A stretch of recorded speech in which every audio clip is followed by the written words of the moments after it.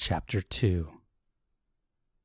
Freddy had been drinking since he finished work around noon, as builders couldn't work in heavy rain. It was now 9 in the evening, and he staggered out of the pub after being asked several times by the landlord to leave. His drunken banter had been misconstrued by a few of the other customers as plain rude and offensive. The rain had stopped. Swaying from side to side, he made his way to the poorly lit car park behind the pub.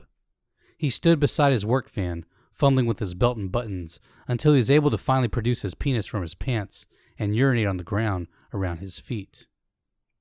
He heard movement behind him and glanced backwards, obliviously letting his own piss fall onto his work boots, before he shrugged off the noise as nothing and continued to empty his bladder in peace. After what seemed to him an eternity, he finished only his second leak of the day, quite an achievement for someone who had gotten through 9 pints of lager, only breaking up the fluids with the occasional packet of crisps or a handful of peanuts.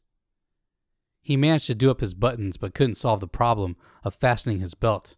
"Ah, fuck it," he said, giving up on it and letting the ends hang loose. He reached into a pocket to find his car key wasn't there. At the second pocket, he found it, then attempted to put the key in the lock, but dropped it to the ground where he had just been urinating. Leaning down to pick up the key, he collapsed against the van and fell to his knees. He laughed out loud. He felt around on the ground until he found the key. Then as he pulled himself to his feet, using the wing mirror to steady him, he noticed somebody standing a couple of yards away from him. Again he laughed.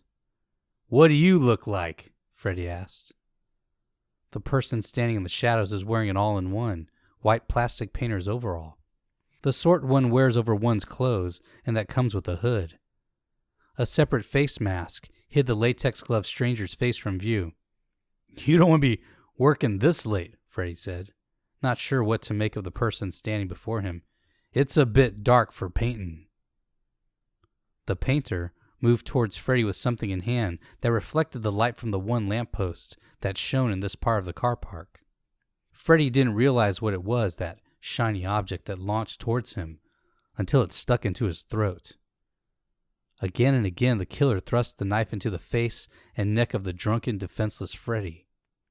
He fell to the ground and briefly clutched at his wounds before the sound of his last desperate gasps for air were muffled by the blood that gushed out of his body and down his throat.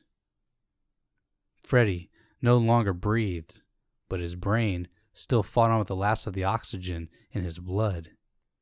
He saw the killer slowly walk away, wipe the blood-covered knife on their white overalls, and disappear into the darkness. The lack of blood in Freddy's body placed extreme stress on his heart.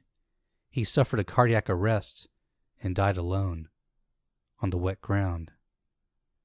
His alcohol-diluted blood flowed heavily, like the rain that fell freely earlier that day.